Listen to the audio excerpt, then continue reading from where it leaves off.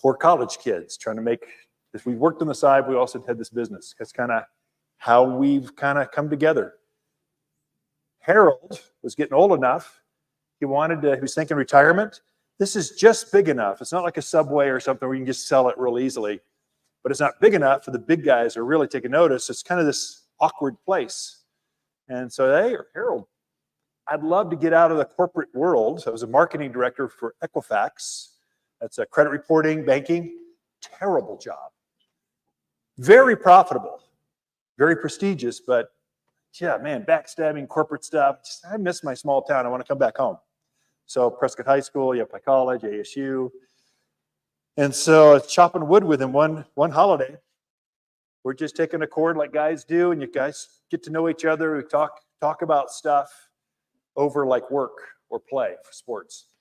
And so we're chopping wood, and we worked out this deal for me to come back and learn the business. And that's kind of what brought us back home. We were in Northern California in the day. So, and Sacramento's great. Lived in Folsom. Kid was born in Roseville, if you know that part of that area. That's kind of, we had several years of corporate stuff. Corporate move is going to take me away up to Portland, Oregon, or figure out a way to come back home. Decided to come back home. So, and then marketing this kind of stuff. I mean, this is easy. I was marketing credit reports. I mean, come on, that's the least sexy thing ever. This stuff's easy. So it's kind of, I've enjoyed going to work every day since. Still do. Are we live yet? We've been live. Okay, great. Hey, so, hey, I'm glad you all are tuned in here to our YouTube, Facebook, LinkedIn, and wherever else we broadcast this thing to. We got a front row seat. So we're trying to live stream all of our classes. We're getting better and better at it. And so you can go capture that later and see how to set up your irrigation, see what the latest spring bloomers, see what how to block privacy. So that's on our YouTube channel. We just passed our 1,000,000th download.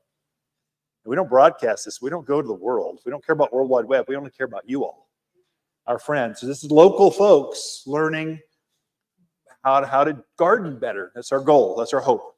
Hey, Shirley, I'm glad you made it. The staff is actually, the vendors are actually bringing their moms with them. So it's awesome. So we'll introduce you later. Maybe, that's okay. Today I want to go over, just share, it's kind of informal. I don't know what directions it's going to go. I do a pretty good interview on the radio, live streaming, maybe a little more awkward, but just want you to meet the folks behind the scenes. They don't get to meet like garden consumers very often. They get to meet you, and then they get to share what they've created. And some of these plants have never been seen before. Let me start with one that I'll get to share because I'm so excited about it.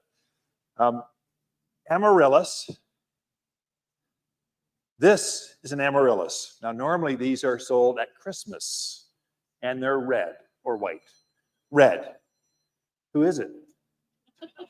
Got it? What we did is, this is an amaryllis on steroids. This is a 2-year-old amaryllis. Normally, Christmas amaryllis are about this big.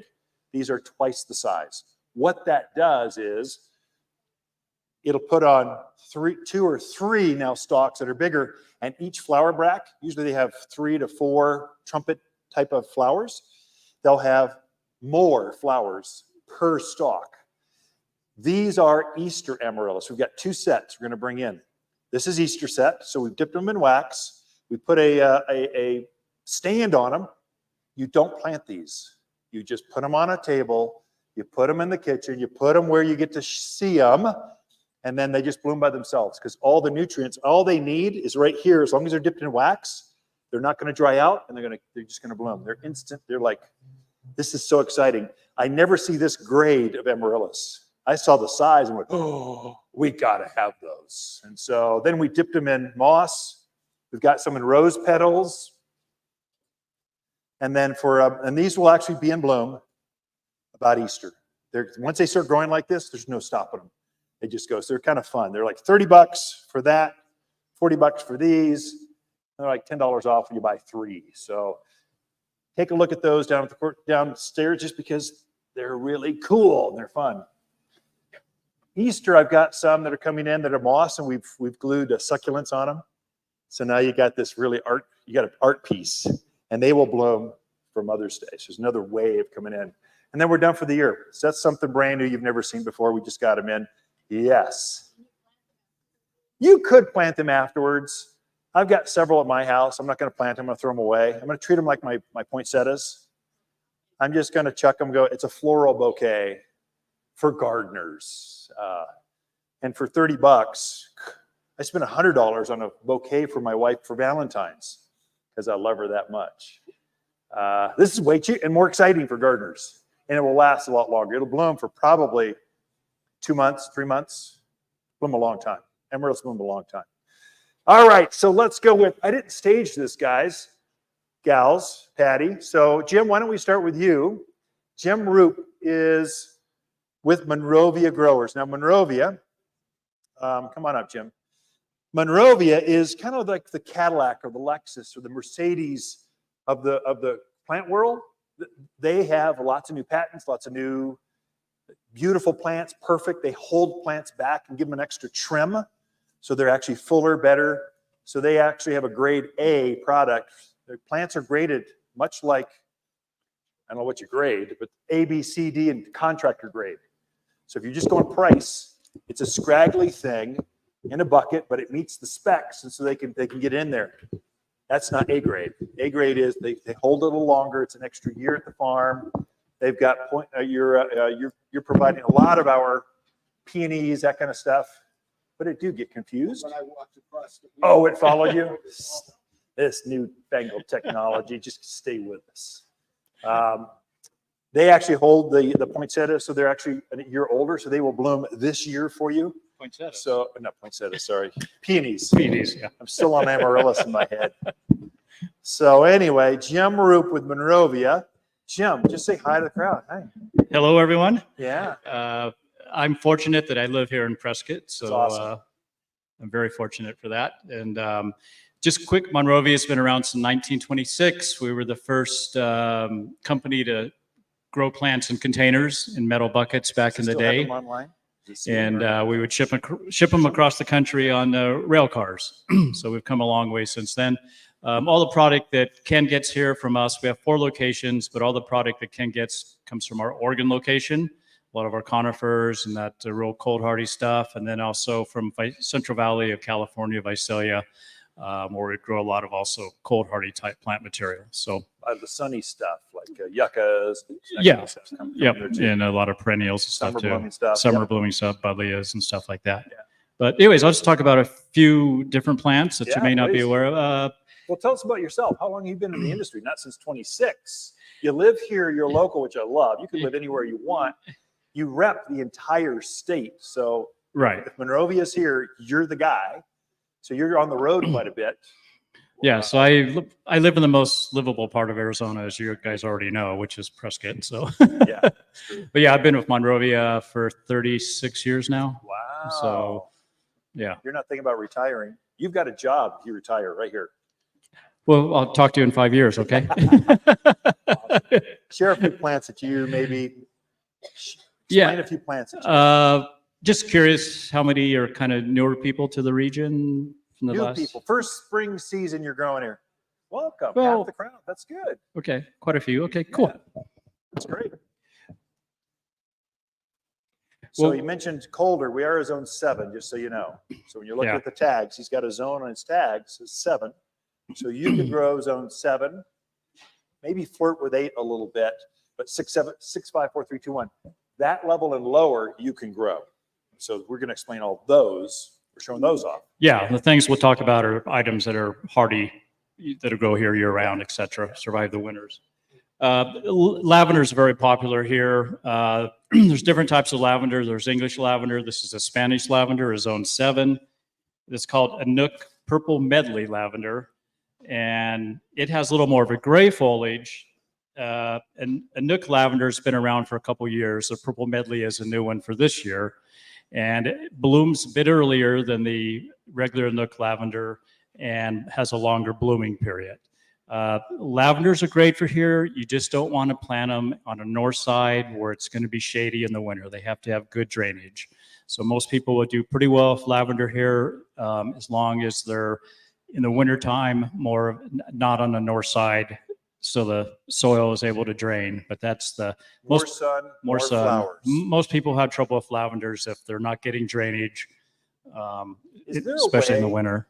to have them rebloom, or do you have a reblooming variety? So could you deadhead it, fertilize it, and have it come back into bloom? Yeah, especially the Spanish lavender type. If you deadhead them in August, you usually get a pretty good fall rebloom out of them. So, good. but a lot of the newer hybrids being produced, these two here, this one's Primavera Spanish lavender. They're all being bred now for earlier and longer blooming periods and larger flowers. And then, like I say, a good time to prune back the lavenders is after the true summer heat is in the, say, mid-August, and usually get a good fall bloom out of them as well. What else? And they are evergreen through the winter. You keep talking plants. I'm going to turn off the heat if I can, Okay. because I'm getting warm. It's warm enough in here. This is one of my favorite perennials. It's called Helleborus. Why I like this is it's like the first plant to bloom. It blooms in the winter. So these will start coming up through the snow, through the colds. They'll start even coming up usually early January. So if you want something that's going to have a little color in a perennial, the Helleborus are a great idea. They come in white flowers, pink. There's one called Black Diamond, I believe, that's black, got a black flower to it. But yeah, easy to grow. They'll take quite a bit of sun, but they do great in shade as well. Does not smell. No fragrance. No fragrance. Animals don't eat this, by the way. So deer and rabbit stuff, they'll leave them alone. Yeah. But yeah, the key to it is it's just when you don't have a lot blooming in the yard in the wintertime, this is a great perennial to give you some early And color. evergreen. It won't be in bloom, but it starts blooming February or so, but it'll look like this the rest of the year, just this nice, luscious, kind of just below knee-high perennial. Great Yep. for the shade gardens. Yep. I like it. Let's do the Wisteria? wisteria. Yeah, this is pretty cool. Those are flower buds, by the way. Yeah. Wisteria always blooms So first, this is a then new leaf out. new wisteria, Capitan Fuji. It's called silky wisteria. There's two types of wisteria that generally do well here. There's the Japanese wisteria. This is a Japanese wisteria as well, but they call it silky wisteria. But this is a white one, and it's a good bloomer. We've had a white one in the past that sometimes wasn't real reliable blooming, but this one is a real good, reliable bloomer every year. That's cool. And forsythias are one of those early to mid-spring flowers that come out pretty early in the season. But And this follows up right afterwards. Yeah. Wisteria. so this would have like 6 to 8 inch, pretty long panicles on it. And wisteria are full sun. They'll take a little bit of shade, but they would definitely bloom better if you're giving them a lot of more full sun. They'll bloom a lot better. I've had pretty good luck with this too. I grew the blue one down in Skull Valley. We had elk and deer and javelin. We had everything down there, bears and lions and tigers. They were everything. And I had the animals leave this alone. So I think it's pretty reliable as far as if animals are a problem, this is probably a pretty good one. And generally speaking, whites are more fragrant than blues. Because that's the way it is with lilacs. Well, I was at the nursery last week, and they had some blooming there. They had the Why Texas. don't I have those here? You have Texas purple. Oh, gotcha. So there's the Texas purple, the blue one, there's the white one, and another one, a pink one, and they were all very fragrant. So I was very pleased. One more, and then I got to pass the wand. Okay. Which one you want to talk about? Did you talk about forsythia? Yeah, that's good. Kind of to go along with the Helleborus, something that blooms early is forsythia, which I call the harbinger of spring coming. Yeah. It means the end when the forsythia is starting to bloom. It means winter's on the back side of you, spring's on the front side coming at you. So that's what I love about wisteria. It signals the change of the seasons. It's the first shrub to be blooming, that and quince of the season. And you're going to start seeing them in bloom here probably in the next couple weeks. They just opened in my neighborhood. Did They're starting to crack now. So it's depending on your elevation or your exposure, they're starting to bloom. Yeah. So this is kind of springs here. So they're a plant that when it blooms, and you get a wisteria that's 4 or 5 feet tall, and when it blooms, it is just a butterball of yellow. It's Butterball of yellow. it stops the cars, when they drive by and see a forsythia blooming. Then it just goes to a green shrub for the summer. So it's a plant that, not a focal point right in front, but you want it somewhere, maybe a little in the background somewhere, but when it blooms, it's going to be showy. And after it's done blooming, it just kind of sits back there. And then all your other plants that you plant, that more of a focus as the season goes on. So it's a good late winter, Kinda early head spring high. focus. That's springtime. That's the one you brought in going, oh, it's a new variety, better flowers. How tall does that get? Here, it's Head probably high? good to get about 4 to 6 feet, I'd say. This. Yeah, Gotcha. yeah. Just above hip high. But forsythia can be pruned back, but just a word of warning, forsythia bloom on last year's wood. So best time to prune forsythia is Right after they're done blooming, because all that That's good 2 advice. feet of new growth, that's where all your flowers are going to be next year. So don't go pruning them in the summer. Otherwise, you're going to prune off a lot of your flowers for next year. So that's a key. Insider tip right here. That's a You key got thing it. about forsythia. So And animals seem to leave them alone. Yeah. So animals don't eat them. Yeah, So nothing- deer, rabbits, you're good. Javelina, not going to bother them. Some of the old ones downtown, the older parts of Prescott, if you let them go, they haven't been trimmed in like ever.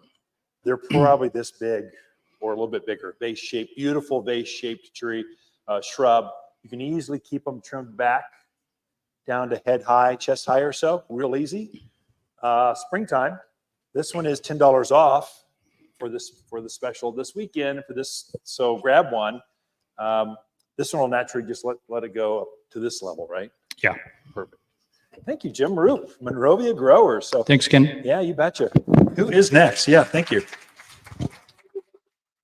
Yeah.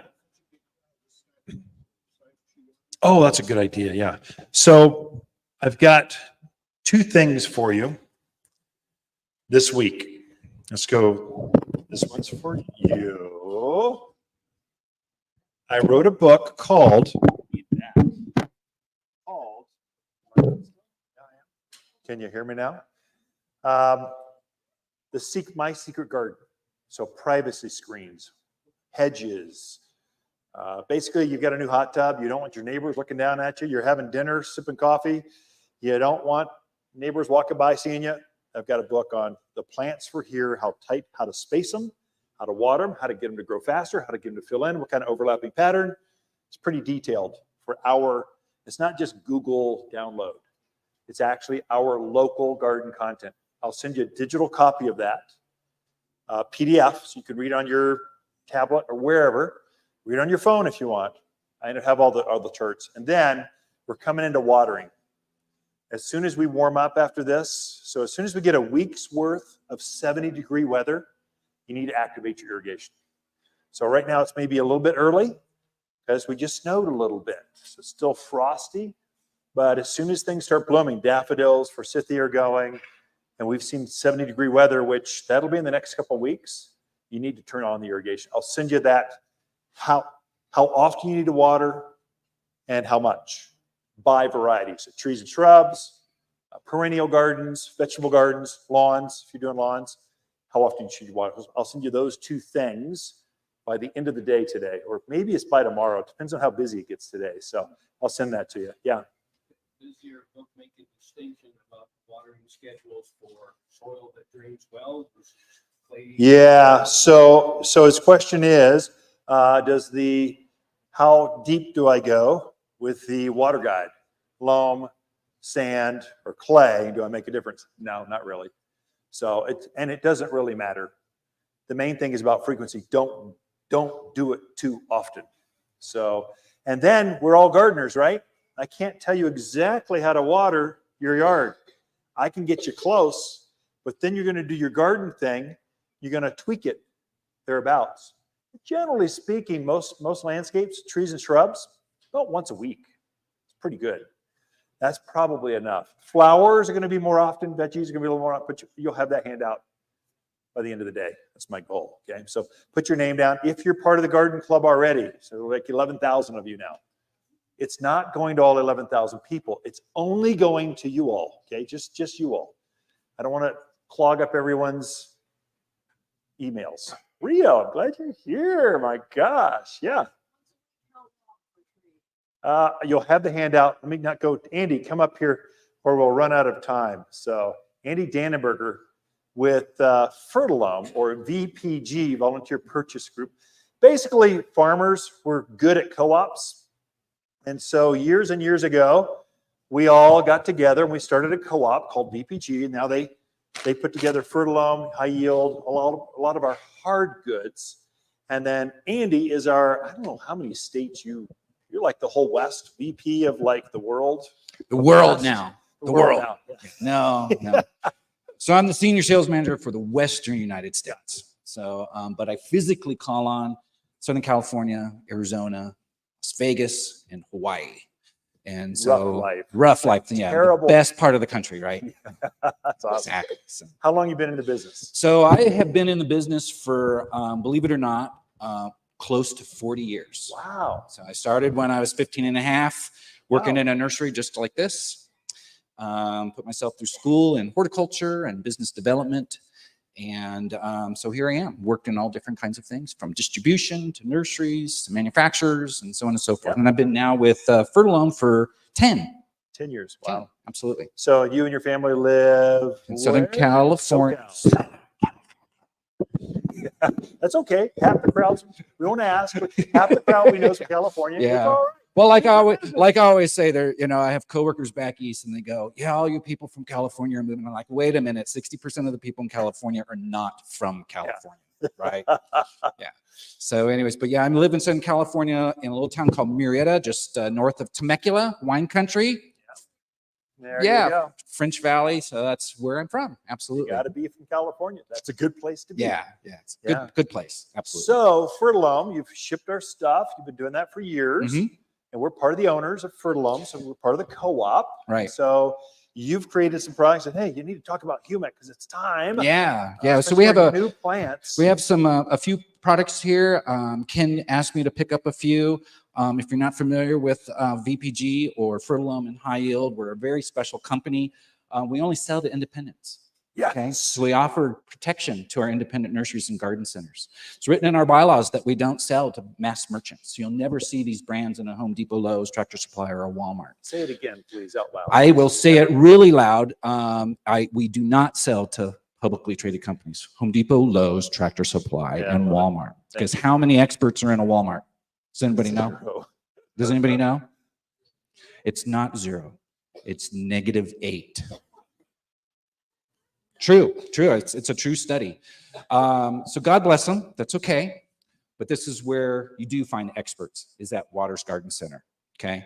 Super important. So we're going to go over I a didn't few. pay him to say that, by the way. But Yeah, I'll no, give you 20 don't. afterwards. You don't have to pay me. It's part of my job to help educate you as folks of Prescott and all your people that work here at Waters Garden Center, to make them experts so that you know where to go to get that special advice. Okay, so it's So what do really you really got important. here? So we got a couple of things. So we have Humic. We'll go right into Humic. Humic is one of my favorite products. A lot of people don't know about Humic. Humic, if you have really good organic fertilizers, which you do, usually Humic is already in the organic fertilizer. And what that does, it's derived from Leonardite.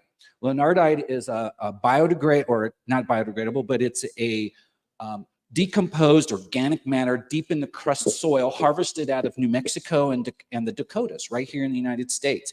And what it does is it actually helps feed microbes in the soil. There's microbes naturally in our soils already. And what this does is actually feeds those microbes. Why is that important? You want the microbes to get healthy, to where they attach themselves to the roots of plants and expand those roots. Because you have a healthier root system, you have what? A healthier plant. You have a healthier plant, you have better fruits and flowers. This also does all kinds of other things. It has a lot of other properties too. When you expand and grow the roots of your plants, then it becomes drought resistant. You have a healthier plant, so you can go through longer periods of drought or less water when you're using Humic, when you're applying Humic, when you're feeding those microbes in the soil. Also, Everybody you can put these in hanging baskets. So it helps keep moisture close to the plants as well. So everybody has hanging baskets. You know how if you forget to water and the root ball kinds to shrink away from the sides of the pot, Humic will help prevent some of those kinds of things. So it's a great, great product. Doesn't get a lot of attention, but it's a great product. This is a 35% Humic. You can apply, it's granular. You apply it just like a fertilizer. On lawns, fruits, vegetables, Looks everything. like coffee grounds. Yeah, it does. It does. This month, if you're an ASU alum, go Sun Devils, they had a scientist that's doing soil crust studies. So what they're finding is if the crust of the earth is healthy, it's not dusty. Mhm. And so it's actually got photosynthesis, it's taking in light. And so when they drive over that, it tends to break it down. They're trying to regrow it to reduce dust, and they're doing Humic. They're trying to build this in the lab. So usually it takes like 10 years to build up Right. the Earth's right. crust or that living layer. Here they're trying to do it in a year or less. So Right, it's just yeah. fascinating stuff. Yeah. Soil is really important with gardening Yeah. or just with forest health. Yeah. I'm a big soil person. I mean, the better you have a healthier soil system, the better for everything. And when you have a healthy soil system, and that wards off a lot of diseases and insects and stuff like that too. So, Talk about this. for so fun. triple action. So it's a little early because it's still cold. We've had some rain and we had some snow yesterday, but triple action does three things. That's why it's called triple action. It's a miticide, it's a fungicide, and an insecticide. It's pyrethrins and neem. It has an OMRI label on it, so it's for organic use. But you can use this to kill all your aphids, all your other types of insects, whiteflies, mites. Like I said, it's a fungicide too. So if you have some powdery mildew or some sooty mold that's coming up on some of your plants, perfect time. This is what you would use. This is a curative pesticide, fungicide. It's not one that you would use to prevent those things. We're going to talk about that one, the next one next, but this one is great to use on all of your insects, and you can use it on everything: herbs, fruits, vegetables, flowers, roses, on all This is my of this first stuff. line defense for all bugs. Any smaller bug, this is where I go first for my flowers and veggies. Absolute first, because it's safe. It's the safest you can get and effective. Right. And then I move up the scale to the hardcore stuff. Exactly. Pyrethrins and neem. Pyrethrins are derived from mums, and neem obviously comes from the neem tree, indigenous to India. So Can you explain to folks the difference between, so it's a bit early for this, that's true, but aphids are out now. It can be, We're yes. seeing it on yuccas. You're starting to see that first leading edge of, Mm-hmm. so if you've got aphids, shoot them with this, take them right out. It does have a preventative, it's got a smell they don't really like, so it kind of keeps them off. What's the difference between this oil, let's say horticultural oil? We're pushing hort oil right now, but some folks are confused. What's the difference yes, between the two? so horticulture oil will actually smother insects and sometimes prevent insects, especially like scale. And that will you smother the tree when they're dormant, especially like a lot of your stone fruit trees. You can smother, and it prevents those insects because it leaves a residual. Being an oil leaves a residual on the stems and branches of the trees or shrubs, and prevents those insects from doing it. This one is more curative, so you use it right when you see the insects instead. Thank you. That's Yeah. great. What else? Are you And like anything, always read the label and make sure that you legally have to say that. I have to leave. This is the legal part of it. Just don't listen to them. Yeah. They'll show you how to do it. Always read the label, Yeah. and then you're safe Try to to go. avoid the dog bowl. Common sense. Yeah. Use common sense. And always spray really early in the morning because of beneficial insects. I don't care if it's organic or synthetic or just spray water or Windex. You always want to spray really early in the morning when you have less population of beneficial insects. So fungicide 5. So a little backstory. Everybody knows BT, right? BT caterpillar killer, Bacillus thuringiensis, right? So it's specific to caterpillars, to kill caterpillars. This one is BA. So this is Bacillus amyloliquefaciens, expialidocious. No, I'm just kidding. So this is BA amyloliquefaciens. That's a mouthful, but this is a fungicide. This one is a preventative fungicide. This one controls viruses and bacteria, and what it does when you spray it and you smother all of the leaf surface. You can use it as a drench, comes in a concentrate too, and you drench the soil, and it prevents diseases and viruses and bacteria from attacking your plant. So this is a really good time to apply that, especially if you've had a lot of rain, you're expecting some more rain, you have plants that are prone to getting a disease or because there's some plants that typically every year get a disease no matter what. Roses are always susceptible to what? Powdery Powdery mildew mildew, or black rust, black spot. Red tip Photinia. Great. mildew. You can use it on everything. What about aspens? Because we get this black, it's leaf spot.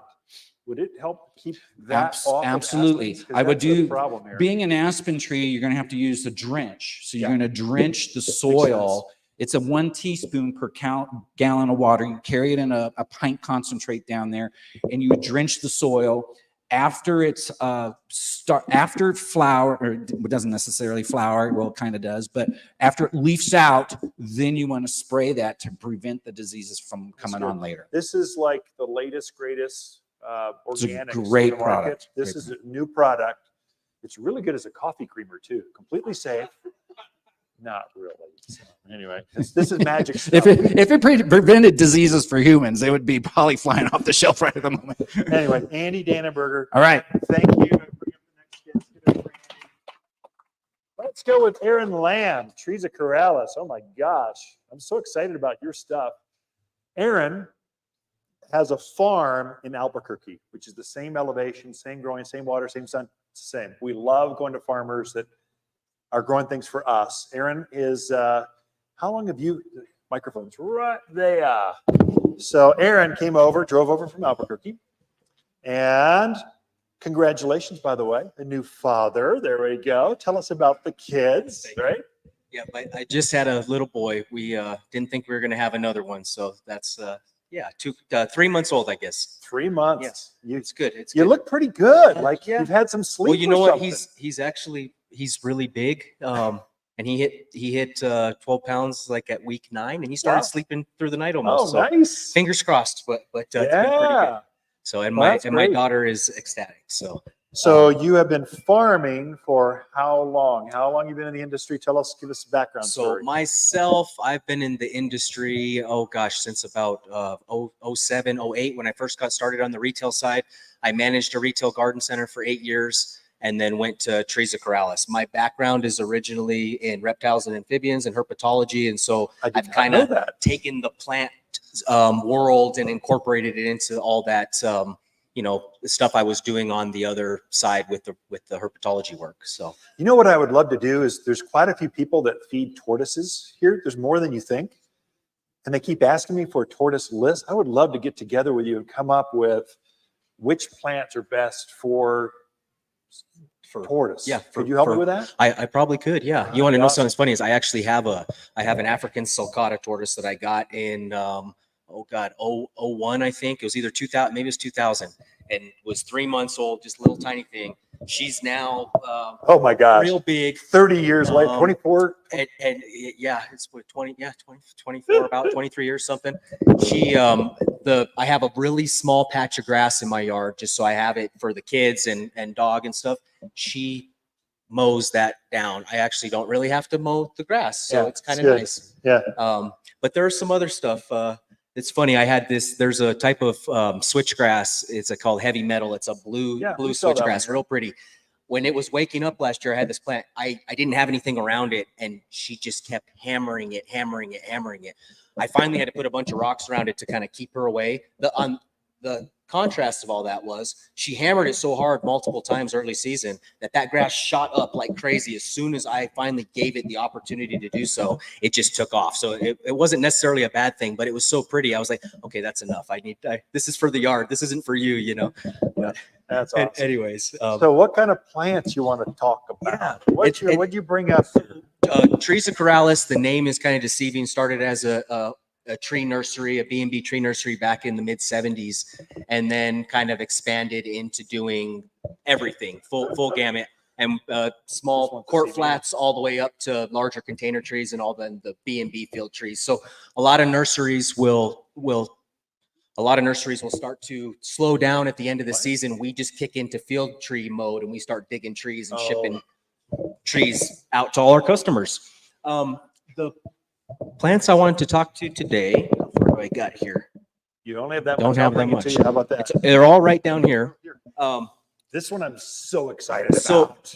I don't know if a lot of you know about winter jasmine. Now, this plant has been pruned back, a lot of the times trying to get more girth and have them fill out.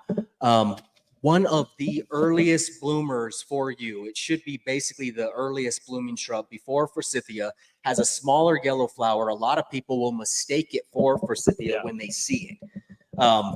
Very broom-like, like a Spanish broom or like some of the sweet brooms, the Scotch brooms. They do have that green, or like the Mormon teas, the ephedras. They have that evergreen broom look to them, but then get covered with these little leaves all over them once they wake up here pretty soon. For us in the Albuquerque area, and I'm assuming it's the same here, is they really start blooming in like mid-February, maybe even a little earlier. And if you have them in a hot microhabitat on the south side, or if they're in parking lots where they get that radiant heat, they may even bloom a little sooner than that, all depending on temperature, of course. Just a really, really tough low water plant. If you're the type of person that wants to have seasons of interest and you want to have, from as earliest time possible with color all the way through, you've got to have one of these in your yard. Just gives you that really, really early color. Early pollinators that are out will take advantage of hitting these flowers. And it's really a tough plant. It's not something that you're going to have issues with. Just I'm so easy excited care. about this plant because we've not been able to find it for like 20 years. Finally, Teresa Corrales is so specialized, and it just grows here in this bubble of Southwest. It's famous here. No one wants to grow just for us. They want to grow for Chicago and Seattle and Boston and us. So it's hard to get these not so national plants. This is not so national. This is one of us. Mine literally has been in bloom since mid-February. It's had two set on its second bloom flush, and it stands. I keep it trimmed about this big. So just kind of a nice green shrub. It does get some leaves, but they're small leaves. So it's creating photosynthesis through its foliage and its stems both. So it's kind of like a half succulent, half broom, but it's a magical plant. So it just, Yeah, if you're a gardener, you want one. kind of has Grab a 'em. flow, arching kind of flow to it. It could be 3 to 4 foot tall and as wide, if not a little wider. Can be pruned very easily, but it's Yeah. just a tough plant. It's got And big, kind of flowing branches. Yeah. It's just kind of, it's beautiful. It's very graceful shrub. So, but yeah. What else you got? rabbit resistant, that would be a good one. Yeah. Some of the other ones I thought I would bring up here. So some of these different succulents. Now these are all evergreen. The nice thing about some of these, this is actually a little Veronica, this Turkish Veronica, but it is evergreen. This is rabbit resistant. These plants play really well with other plants, also in containers. So you guys could take a big yucca or a agave or a grass or something for your height, a tree in a container. You can fill the bottom with this stuff, with these different succulents, with the Veronicas, things that are evergreen that are going to give you all seasons of winter interest as well when everything's dormant and not looking as good. Even if you had a tree in that pot or a grass that went dormant and you had that character and that flow, that architectural structure, these plants you can really fill in. This Angelina sedum turns fiery orange in the wintertime. So it does get a little flower, but that's not really what this plant's for. It's for its color, for its texture, and it gets this really nice kind of chartreuse, almost green color as it then gets back into the season. There's another ice plant over there that we do that's a real common one, just is yellow ice plant, Delosperma nubigenum. It turns red in the wintertime and then gets green back in the summertime. So you can get these different characters on plants that give you all seasons of interest without actually having to have flowers on them. And then they have a lot of different textures to them. And when they start to intermingle together, they just look really cool and they're easy. They can live in your pots all the time. You don't really have to redo your pots every year if you have some of this stuff in there. You still can plug and fill with some perennials and some annual color and some other stuff, but you can have a core in your containers or in your gardens that are always there all season long. These are really What good. I raw. love about your sedums are, so Californians, you love your sedums. So they're pushing those because they're low water use, high sun, but most of them are tropical. The reason I partner with like Teresa Corrales, they're growing plants for our elevation. And so these are going to be pruned. They'll come back year after year after year. They're not going to die in the winter. So many folks bring their collection. That's weird That's gardeners. You're bringing your collection of plants with you when you move. They're more important than the server in the dining room. You're bringing your plants and they plant them outdoors and they die. Here, these are hardy varieties. And I noticed they spill, they kind of flow over. They get these long tendrils that kind of, they'll soften up that edge of that container. My best example is I've got an olive tree, zone 8. It's kind of borderline, but I'm a gardener. I'm testing the limits. It's been alive for 3 years. But then I wanted that Mediterranean look. I put these sedums at the bottom of these, and they spill out over the edge, and it's just stunning. It's a beautiful garden. Trees of Corrales, that's all the time I can give you. Sorry, my friend. So real quick, I'll just throw this out there. I don't have a pond in my house, but I do have a weeping blue Atlas cedar. So the cedar weeps down into the ground. I have this turquoise tails under it, and it's flowing out, and it's almost the same texture. So it kind of looks like you have this flow of this plant going in and then creeping across the ground. Just kind of a neat character that you can get out of some design. Of the That's stuff. the artistry Anyways, of gardening. This this is is turquoise tails sedum. It's a variety of ground cover sedum. there's It's just quite a few really, different really tough. varieties There's over so there. many. She kinda This is an match. evergreen one. Same with the Angelina, and that's why I Tell wanted us to kind of one, point them out. just real quick. The- That the- is super The, unusual. the sea thrifts that you guys may be familiar with, the Armerias, this is a little variety called Victor Reader. This is great for rock gardens and that sort of thing. These are really, really early bloomers. This one's just cool because it has a really tight habit to it. So just a little bit different. If you guys like Yeah, those sea that's thrifts that are really gorgeous, this one Nice here is just perennial. kind of a neat Yeah. one here. Neat So thank you, cultivar. Aaron. I appreciate Yes. that. That's so great to sit down there. I appreciate that. Yeah. Aaron with Trees of Corrales. Let's have Patty come up. We need a gal up here. So I like them. Some of our native stuff, they're growing some of the best natives in the Southwest. I've got Chris with Sabanos. He'll come up. Between those two, a lot of our native drought hardy stuff are coming from those farms. So Patty, she's with Grow Well. Patty does our compost. And believe it or not, there are different grades. And here's a microphone for you right here. Come over here. That's yours. Kind of eat the microphone. So Patty's with Grow Well. So they put together our recipes for our soils. We have 4 of them. We've got manure, not just Now, manure. is it deodorized? We have deodorized, not stinky poop in a bag. We've got, you're not going to pull anything gross out of the bag. It's going to be looks like compost, It but is it's rich composted. like manure. We've got mulch, our #1 seller for its volume. We've got our potting soil, which is what we grow in. So seeds, cuttings, starting from that. And then we've got topsoil, which is just weighs a ton.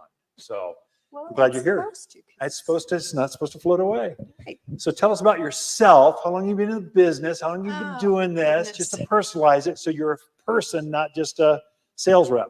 Okay. Well, I've been in the garden industry my whole career. I worked for another company for about 15 years. It was called Central Garden and Pet. So I sold all the fertilizers and herbicides and insecticides and things like that for about 15 years. And then I was very fortunate to take a few years off with my boys and be an at-home mom for a couple of years. And then when they got into school, I thought, oh my gosh, I have this wonderful day off, no kids, they're both in preschool or kindergarten or whatever. I'm going to sit down and have a cup of coffee and read the paper. And by mistake, I opened the want ads, and here was this want ad that said, Lawn and Garden hiring sales rep. And I thought, oh, I know all these people from the other company I worked for that worked for them, because this industry is like family. Yeah, Everybody we don't go loves anywhere. There's a everybody. theme. So yeah. So I picked up the phone and called one of the sales reps and said, hey, Randy, what's up? And he goes, are you looking for a job? And I said, yeah, I looked at that. And he goes, call Jackson. And I had the job at the end of the day. Awesome. So almost 30 years ago now, I'm still selling soil because that company was purchased by a company called Western Organics. Western Organics has been in business in the Arizona industry for over 50 years. They started with all of the product that was coming off of all of the lumber Sawmills. companies and the sawmills up in the White Mountains. And Jamie Porter, that owned the company, said, you know, why is this just going to waste? So they started recycling that into compost. Then they moved the process down into the Phoenix market and started where it was what we would do is we bring in all of the tree cuttings and things from all the tree companies and the bigger landscape companies. And they come into our facility down in Phoenix, along with still getting things from the sawmills and things that are done up in the White Mountains. And we produce products that are all composted soils or top dressing soils. And so I'm going to tell you a little bit about the difference in what you need to look for in the soils and things. But we've been producing those products now for, over 50 years. I've been with this company for it'll be 30 years. I did change a year and a half ago and went into the commercial side of the company, but I kept some of my most favorite Yeah. customers. Please don't go anywhere, Patty, please. And so I still have at least, a day or two that I go out and do my retail customers, but the majority of my products that I sell now for the company are for our commercial companies, which our commercial falls under Arizona Department of Transportation. I know you guys know that all that's going to be, done between here and Phoenix on the 17. All that will be overseeded with some kind of erosion products. All the soil you see going in there will be coming from our company.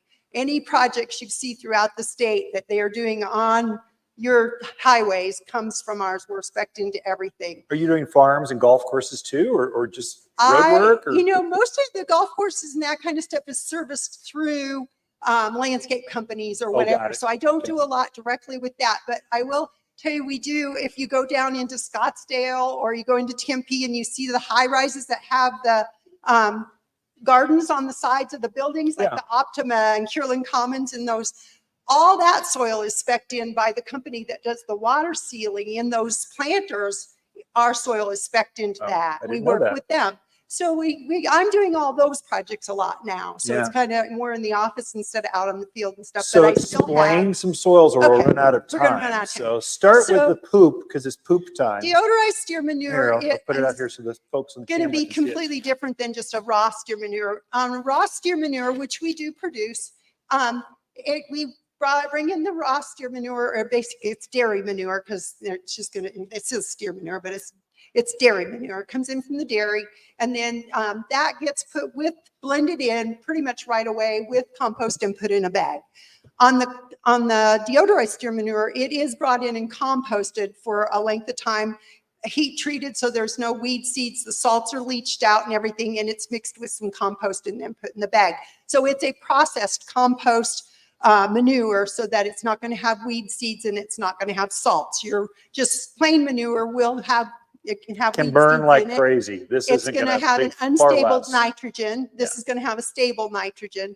So that's going to be the difference between buying a barnyard composted manure as opposed to just a raw manure. That's, the cheaper it's going When to I be. started in the business 32 years ago, Harold my father-in-law was bringing in the cheapest. It was always a loss leader. I was bringing in fill up pickup trucks with manure. And so, $1.99, $2.99. And I was loading this in the back of a Cadillac. And I went, this is wrong in so many ways. I've got to find a better way to not stink up these cars. So Patty helped us years ago create a deodorized poop in a bag. So now it's not going to stink up your Lexus. And it's going to be easier to work with. And it's not gooey. It's not sticky. It's not gross. This is a good And you thank still get a nitrogen level Oh, yeah. out of it. The thing about steer manure is everybody wants it as the nitrogen level. I get people say, well, it's a fertilizer. It's not really classified as a fertilizer. It does have a nitrogen level in it. And of course it's going to have, but the thing is also, it's usually not a stable pH either. So you want a stable pH. I didn't know that. you know, Interesting. We do make their potting soil. Now, the difference between just the premium mulch that we produce for them, the premium I'll get mulch that is too. a compost. So that's just a basic compost that you would use for amending your soil. Anytime you're planting trees, you're planting flowers this or way. whatever, you want to add your compost or your mulch to the soil to add your organic matter, it's going to help add your water holding capacity to the soil. It's going to make it so that it also has a little renewed nitrogen in the soil and everything, and get your good microbionics going in the soil, which are the good things that the root system needs to be able to absorb the plant or the nutrients that are in your soil. That's what your compost is going to do. It's going to help enhance that. Then you can also, through the summer months, use it to top dress. If you're in the areas that are the hotter areas, or you've got really hard soil, adding compost just right on the top, top dressing a nice thick layer, 2 or 3 inches thick, especially on your fruit trees or anything like that. You want to make sure and compost those 2 or 3 times through the summer months to keep that soil rich, but also to keep cooling that root system to keep them producing. Roses need to be composted every couple months. You want to put a nice layer of compost all around the base of your roses. Roses like to have a cool root system, and the only way you're going to cool it is by keeping compost on top of that. And then it holds the moisture in too. It also hampers weed growth because your weed seeds don't have the ability to push through a good amount of compost. And then the other thing would be your potting soil. Yep. Now, the potting soil is going to be the same base as what's in the compost, but then we add peat moss and perlite, and we do put an organic fertilizer in it so that it's a fully sustainable soil. You can grow right directly in it. It's good for indoor or outdoor, and it would be able to sustain growth, your root growth for anything. If you're doing raised gardens, if you're doing container gardening or whatever, then you want to use a potting soil so that it's got everything in it to hold the moisture in the soil and give you the organics and the fertilizer and everything that's going to withstand that root growth. So and you help wouldn't maintain plant root growth. directly into No. mulch. It Into gets too heavy, compost. dewy, wet. It's made to amend the native earth. This you plant directly into. Right, and your compost can be hydrophobic, so it can be so it doesn't absorb the water Oh, itself. So hydrophobic. when you put it with your soil and everything, it becomes able to hold that moisture in there. But it can be where if you're trying to plant just directly in it, that's why you have your peat moss and your perlite and everything. The peat moss is going to get wet and hold the moisture better than what the compost base will, and help enhance that. But then your perlite allows the moisture to travel all the way through instead of water just sitting on top, sometimes on just a compost, if you're trying to plant directly in it. The other thing is that it won't hold your nutrients as strongly as like a potting soil blend will with the peat moss and the compost mixed together. I love It your passion, holds it Patty. My together. gosh, she can keep going like this for the staff meeting for like hours. The other We thing, gotta call it though, so Okay. I'm out of time. But you can put that down right there. Patty, we were touring the plants down in Buckeye, walking through, just making sure you're shoring up our relationship, making sure we get our stuff, and make sure the quality's there. And they're grading out our mulch. They got a big old machines. It's 1/4 inch, 1/2 inch minus. They're screening it down so it's a certain grade, certain compost, certain richness. And so then it's shooting off all the other. What do you do with all the other stuff? That's what goes in the box store stuff. Yours is this, the box is that, and they just get the leftover kind of. There is a different grade even of soils. And so when you get confused, when you walk up to the I see all the box stores are getting their truckloads of soils. What's the difference between garden soil and raised plant soil? But you want potting soil if you're going to plant directly in it. It is different. Other stuff is just chucked in a bag, they put a label on it going, this will grow stuff. And you wonder why you're struggling sometimes. It's because you were sold sometimes the leftover stuff and not the premium grade stuff that Patty's helped us put together years ago. So, well, and the whole thing is that compost is time and time is money. So, if you're buying. hey, Chris, the least come on amount up of here. money, You're really not getting a quality product. You want to go with something a little higher. It's going to be composted longer. It's going to be. It's better grade. More quality, a better grade. Thank you very much, Patty. I learned a hydrophobic. Doesn't like to take on water. I've never heard that word before. Chris Shipley, friend from Tucson, he and his family, you're right over here, Chris. You're going to take that microphone because I know you like a microphone as much as I do. Chris is the CEO of Savano Growers. and his wife runs a garden center, Savano Nursery, down in Tucson. They've got pretty much, if plants are going in the Southwest, you sell plants into Southern California all the way to Louisiana. All the way to Farther? Louisiana. All over the place. Not farther than Louisiana yet, but Nope. maybe one day Florida, wherever I can Really? dream, where I want to go. That's what I do. So I dreamed That's of floating down the river in Austin, Texas. So we sell plants there. I dreamed of going to the beach Yeah. in San Diego. So once in a while we sell plants there, but selfishly, that's how it happens. So Savano's, first of all, the family owned. If you're family owned, and if I can go to dinner with you, I'll pretty much have a relationship. If you're a big box corporate thing, probably we're not going to buy your stuff. We're going to go with, we're supporting small family farms. Chris fits all the boxes for that. That's a personal mission statement that we have at Waters Garden Center, because we're small. We're the small guy going up against the big guys, and we're succeeding by having relationships. So Well, thank you. Chris does a lot of the native-y, drought-hardy kind of things. He does it better than anyone else in the country. And he's got some fancy new products coming on. I don't know how many patents your brother's got. We have about 25 and 25 more to come 20 shortly. Really? Yeah. Oh my gosh. So they actually create a lot of the new plants that we're selling here. And hopefully you're going to talk about a couple of them, because I Sure. see some. Why don't you tell us about yourself first, though? How long you been in the industry? Your family's been around. I've been here for 25 years. We drove down from Canada and invaded your country in an unair conditioned car in August. Really? Yeah. And now I have air conditioning, so Yeah. in the house and in my truck. So 25 years ago, I was 26. I was 25 years old, and we started a garden center, started landscaping. You and started that first. Retail. Yep, retail garden center first. Yep. Then jumped over to growing. Growing, yeah, and landscaping. Got rid of landscaping. That's hard work. Yeah. And we've been working on our growing facility for the last 20 years, and I feel like we've done something now. And we sell to about 6 states, maybe 7. And every week we're all over the Southwest, and this is one of our favorite stops, Prescott, Arizona, Zone 7.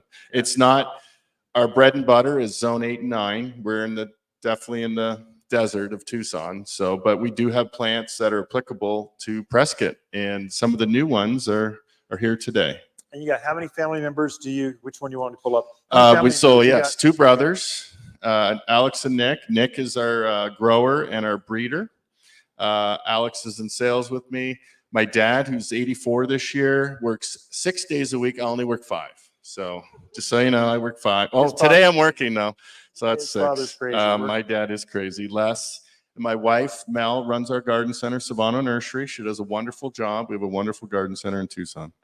You All wanna right, talk here we go. about this mallow, Yes, or- let's talk about That's this. so unusual. This is truly a native. This is Yeah, this we'll is a hold it. native plant. Well, let's see. So- Turtles go. Okay, so here we go. This, you see it blooming, one of the first things to bloom in the Prescott Valley. You see these orange flowers, and you're like, oh, I need that. And then when you normally go to the nursery, you go and see him, and you're like, I don't need that. And you're like, why don't I need that? Because it's usually this gangly weed that Yeah. falls over. It's usually sideways in the pot. And you're like, I don't need that.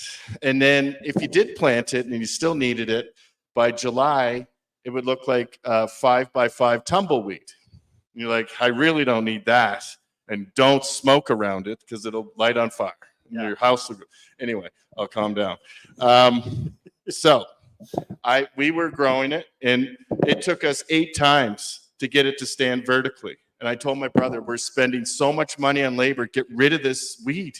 I know it's native. I know the butterflies and the bees love it, and the tortoise, it's tortoise food. It has a lot of great attributes, but people don't get it because it looks horrible in the retail setting. And he was driving home one day.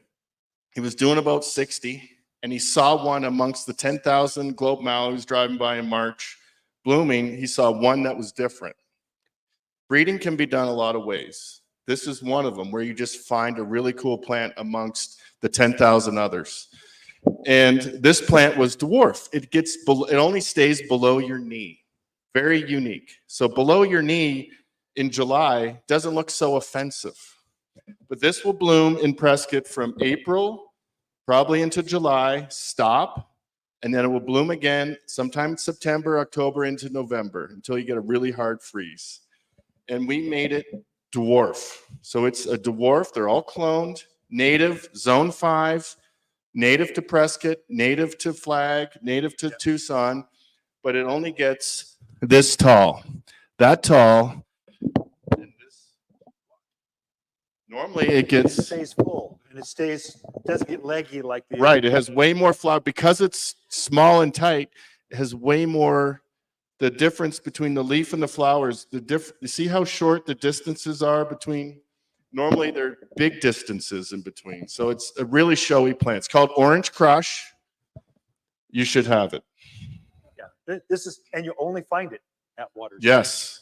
I Literally. don't sell to anyone else in the Prescott Valley. Yeah, you don't sell the box store. I do not. This Only to independent. only the independent garden. That's true. I love it. So the next plant, just an easy native plant, Yeah. is Dominita daisy. We did not do anything special to this plant, but it's a great native plant that's evergreen perennial, flowers all summer, late spring. Bees, pollinators love it. Dominita daisy, just an easy plant to fit into your gardening. It gets about it's about 2 foot tall, We say 3 by what? knee-high or Knee high. something. But a good native cold hardy perennial. Now, do rabbits? I know rabbits don't eat the Rat- mallows. Well, Well, I don't think they eat the Dominita. They may eat the mallow. gotcha. Yeah. Okay. Tortoises eat the mallow. Well, too. Yeah. I'll add it to the tortoise list. I'm Yeah. putting it together right now. What else you talking about? So Penstemon perryi is just starting to bloom down in Tucson. Maybe a little earlier here. into this month, April. Yeah, is when they April start up here. begin. So another native that we're working on. So we will have, when I come back next year, we'll be introducing a new Penstemon perryi, but this isn't it. I haven't named it yet. I have 2 great names. I'm not going to say them, but I'll tell Ken. But Penstemon perryi is one of the first things to bloom in your garden as well with globe mallow, a true native. And we also will have Etonii, which is a red flowering penstemon here, be out in the next few weeks. So if you plant Penstemon perryi, it'll be blooming first in your yard. And then when that's done, Etonii comes up next and blooms in your yard. And we're also working on a new Etonii. And we're just making them better so you'll like them even more. It's hard to believe you could like this even Hummingbird more. So Magnet. Yes. Birds are all over this plant. that's And these are the correct. flower buds. So Yep. they're close. Hot pink. They'll be- Barbie close. pink. And, did I say a name? I don't know. Yes, and just a beautiful Don't perennial. call the new one Barbie anything. 'Cause I- that's a fad that's All right. gone. Well, I got another Call it great something- name. Yeah, there you go. I'll tell you later. What else? Didn't you have Uh, a yeah. Mediterranean mound or something Yes, here? it's over there to your Oh, left. I see. Yeah, Yep. this is one of my favorite plants. This is great. So this is a great plant. I found this plant in Albuquerque. Probably Trees of Corrales probably provided it to Plant World. And I had a little U-Haul trailer and I brought things back from Albuquerque about 10 years ago, maybe 15, that looked interesting. And I wanted to see if they'd do okay in the low desert. This is a zone 6 plant, maybe 5. It'll take -10. So whatever zone that That's is. 5. Evergreen. Rabbits won't touch it. Deer won't touch it. If you smell it, it's a pleasant smell to us, but apparently to animals it's not. Yeah. Bees love it. So if you don't like bees, but we need bees. Will take the same watering as succulents or cacti. So it needs to be on a raised area, not in a low area where water will collect. It's a very good, these purple flowers will be all over it this summer. Very low water. Do not water it a lot, but you need to water it in to get established. We call it Mediterranean carpet. It's a teucrium. It's also hardy to about 120 degrees in Palm Springs in a parking lot. So it's very radically diverse in its I put adaptability. this on my drip system and I treat it like a tree or a shrub. I don't treat it like a flower. I put it on a drip system and I just have it water once a week, twice a week at most, and it thrives. About this big around, about this tall, and it's evergreen. And And- when it blooms, it's Covered in pink. flowers. Covered. The beautiful thing about this is also a great container plant. Yeah. So Jim Roop one day came up to me and he goes, "Chris, I got a new slogan." What is it, Jim? Well, there's a thriller.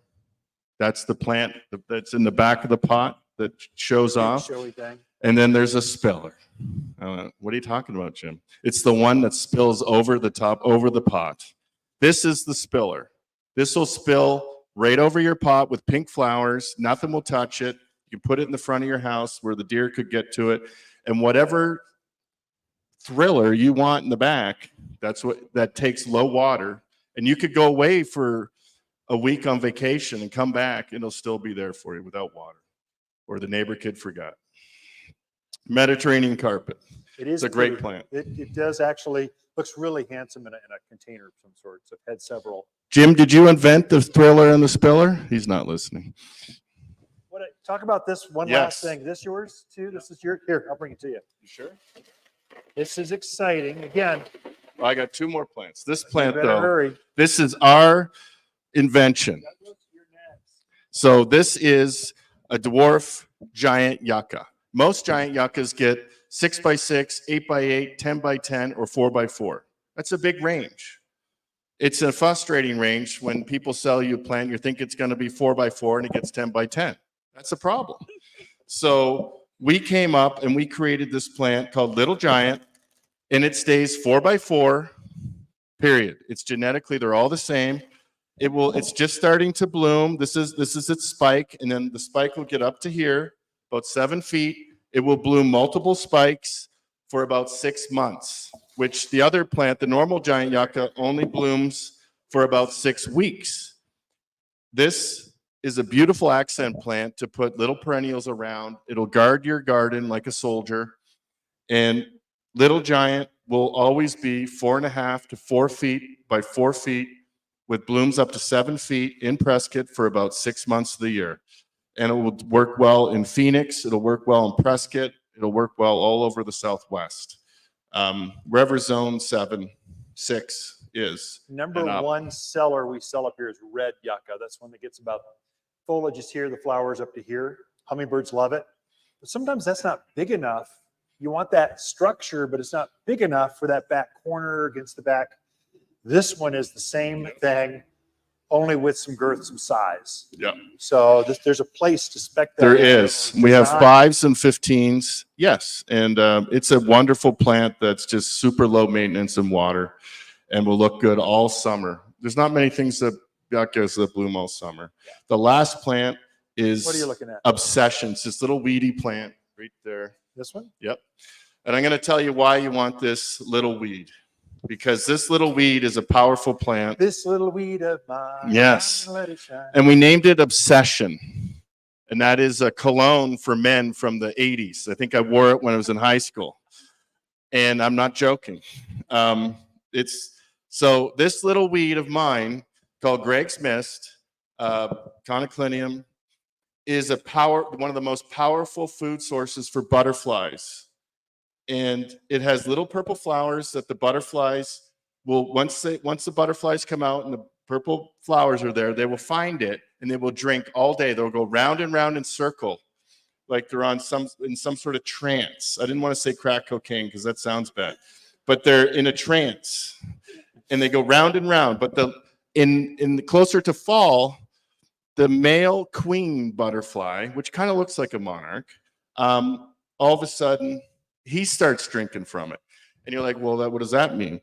The women butterflies of the queens want nothing to do with the men until they drink the obsession nectar. And then new butterflies are made. And so it's a very important plant. You should put it on your patio in a pot and just watch the butterflies all summer long. And you will have that pot, it'll die back to the ground in the winter and come back up. And you will love it.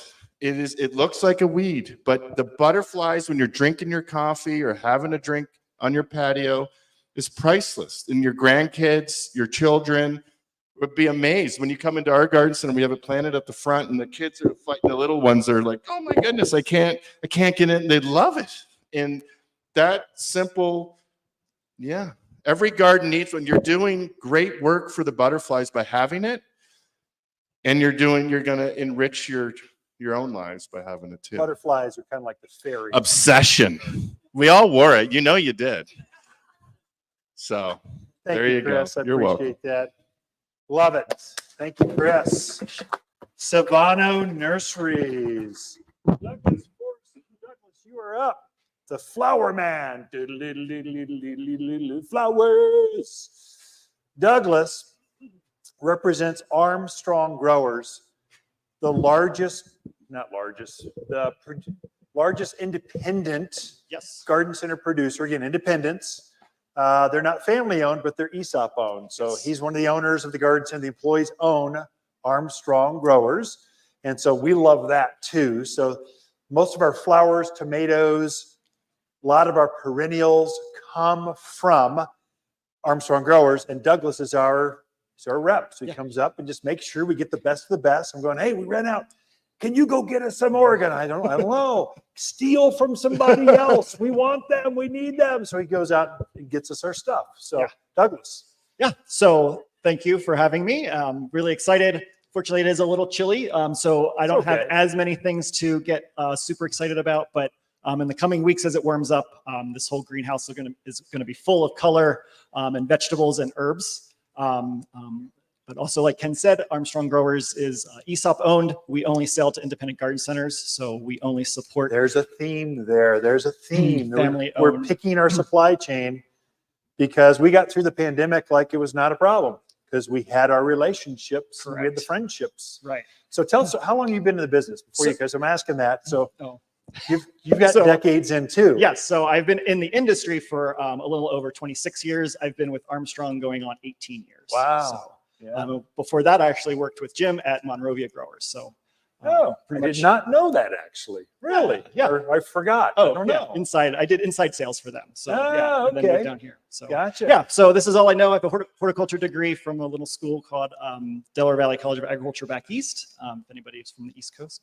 But yeah, and then the other flip side of Armstrong Growers is Armstrong Garden Centers. So if you're ever in Southern California, please stop into one of our garden centers. Again, we are the largest independently owned garden center chain in America. We also have East Coast back in Atlanta area and also North Carolina. So yeah, big. Amazing. And you're growing things for retail. There's Yes. different grades. There's Yes. different grades of plants. They're doing the retail finish, a nicer, fuller, bigger. So many of the box stores, they're just going for turns, the square footage. You're just trying to get the bench turns. They don't care about quality size. They just want an extra turn so they can make more money. Right. So They're caring less about, you need to make money, of course, but you're carrying a bigger, your six pack alone so is. 606. If you go into a box store, you're not going to find this big of a cell in the six pack. So not only are you getting more soil, gives you a better root system, just gives you a much bigger, beefier plant, Yeah. less transplant shock, and just you're on your merry way as soon as you get these guys planted. Yeah, show that off on camera. I just showed it off for you. Look at that, pansies. It's going to snow this morning. Okay, there's a little skip of snow. These guys like that. Yeah. They celebrate the cold weather. They don't like June, so they kind of vaporize. You can't water them enough in June. In fact, don't even try. Just plant your geraniums, petunias, switch. But they love the cold weather. Right. Yeah. So pansies and violas for right now. If you want to walk out with something, those are two really good items for right now. And they smell so good. Yeah. Here, pass that around. Just smell the plant. Does that smell wonderful? My goodness. I love it. What about herbs, veggies? So herbs and veggies, you'll start to find some of the cooler season ones right now. If you do have any type of enclosure, you can probably start your tomatoes and peppers also, but definitely not outside quite yet. But again, in a few weeks, we'll have actually one of our largest selections of tomatoes this year that we've ever had. Nice. Finally. A lot of heirloom tomatoes and peppers. So you'll start to see those hit the shelves. So we're super excited to offer those. All of our edibles are organically grown. There are two different styles that we grow. One that's certified, that you will actually see on the label of the plant that meets all the requirements of the federal government, also the state of California. But everything that we grow, even in, so those are in terracotta colored pots, just if you care. And then in black pots is our conventionally grown, but also grown organically. So really great program. We grow them in really nice deep 4-inch pots. Again, more soil volume, just a big beefier plant to start your season, since it is a little shorter up here in the mountains.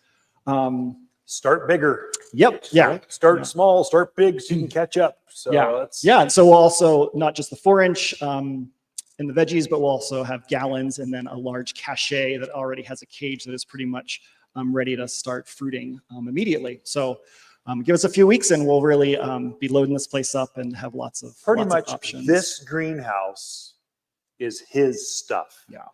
And as we get into the season, it will spill out. So the herb section will just spill out towards the fruit trees, that area, because there's just not enough room. There's too much product. So we just spill out all of that's coming from. They deliver every week. We're just picking what's pretty, what's in bloom. I used to farm out in Chino Valley and in Skull Valley.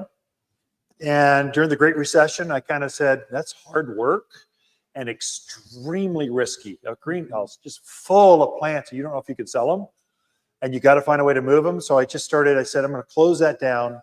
Now I contract grow. So they grow a lot of ours.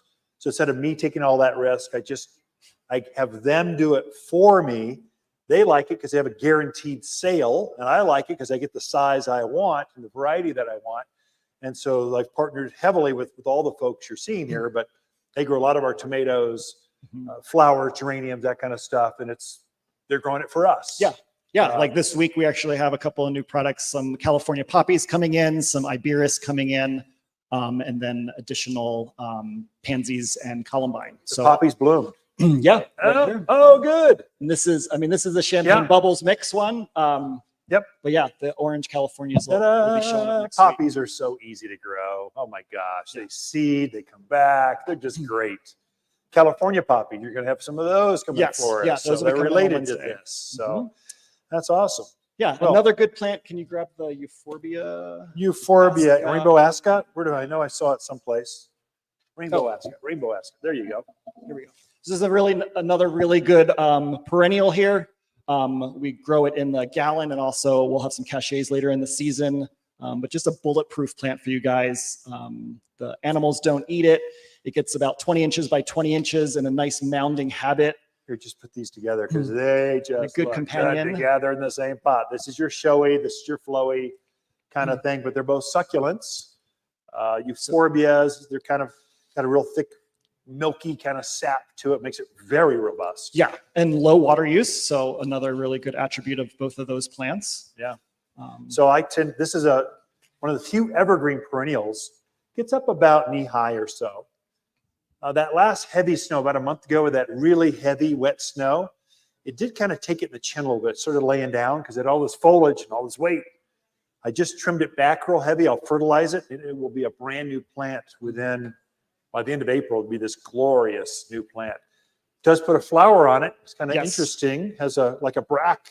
It's kind actual of thing. bracts. And this variety, it's more of a light pink and almost a chartreusey green yellow. Coming Wednesday is a brand new variety of a euphorbia. It's actually a Merlot color. So the entire Cool. plant is going to be dark burgundy Very cool. with burgundy flowers. Is it also on perennial? We'll come back. Yes, it's or- the exact same. It's just a different I love color it. variety of and that only euphorbia available at Waters at Garden Waters Center. Garden Center. Truly only available at Waters Garden Center. Truly. So anyway, we try to make it that way. Oh, So yeah. for gardeners, you all have sat here for an hour and 15 minutes, 20 minutes. That says something about you. Just listening about plants. They're spouting off Latin names. Just you sat there with interest about compost. I mean, come on. This is kind of, you want some special things that you just can't find anywhere else. So anyway, well, any last parting words? Also, a few other things that in the building, we have a lot of houseplants that we also provide Oh, on that's here. right. And then as we warm up again, we'll also have some succulents. We do a lot of categories at Armstrong Growers. So Yeah, Mackenzie and I were just over in the houseplant greenhouses, Mhm. acres of greenhouses. They do nothing but tropicals. They got to be inside, of course. it's like a jungle. And it was just like a jungle. It was fun to kind of, oh, we want that variety. We need this one. We'll take that. We're handpicking like houseplants to come in. So the inside of the store, half of those plants are his. Yeah. Yeah. Well, So, thank yeah. you, Douglas. So Appreciate you. yeah, and I'll be around all afternoon. So if you have any questions, just Find me and Yeah, ask me. thank you. Appreciate that. Yeah, it's right there. Did I get everyone? I got Aaron. I think we did it. So that's all I had for you. Hopefully it was okay. Next week, oh yeah, off. Maybe they like that sound, especially online. There we go. So next week's class is going to be, do you remember what that is, Ken? I forget. Anyway, take a look at the website. Gardening in mountain soils. How do you get the soils ready to plant trees and shrubs? We just had one on how to get the flower and vegetable gardens ready, but how do you actually plant for success? Because we are into the tree season. Prescott Valley's already got their purple leaf plums in bloom. Red buds will be right after that. And so I did have one last one I wanted to show you. That was a marigold, a magnolia. Just because it's so inspiring, it opened this week. This is related to a southern magnolia, the evergreen, only this one is deciduous. That is, it will lose its leaves in the winter. What that does for you is you get these funky colors. It's not just white. You get the pretty, same magnolia flowers. They're not quite open. They'll be like this. But you get the purples and the reds and the apricots. You get the different colored flowers. And no, they aren't. They've got a slight magnolia kind of fragrance, but this one does exceptionally well here in the Prescott area. So if you see a real rich colored tree out there, it's probably going to be this tree or crabapple, one of those two. If it's got a big flower, it'll be a magnolia. If it's got a smaller flower, it'll be a crabapple. But they have the brightest of the flowers. Just wanted to show it to you. Full sun. Leaves will be kind of this big, magnolia shaped, kind of elongated, but softer, not as waxy as the southern magnolia does. But I've got a couple of these myself, and they're years old. They take our wind, they take our sun. I do find I have to stake them for that first couple of years, or they want to lean on me because they tend to have a softer wood. So, but you stake them for a couple of years, and they stand up straight, and they just bloom like this every year. I mean, without hardly trying, it blooms like this every year. High teens. See, mine seem to be about in that 15 to 20 range, and kind of that round shape. So it's quite pretty. It's not like a vase shaped. It's got more of an oval kind of round shape. It's got a real pretty head to it, real pretty crown. And so anyway, something different for you this year. With that, I'll let you go and I'll hang out. Our staff, our vendors are here. Chat with them. Appreciate you all being here. Yeah, thank you. She wanted to know, is that what sometimes called the gopher plant? Yeah, gopher plant is also euphorbia. It's Okay. related to that, Okay. but it is, yes, it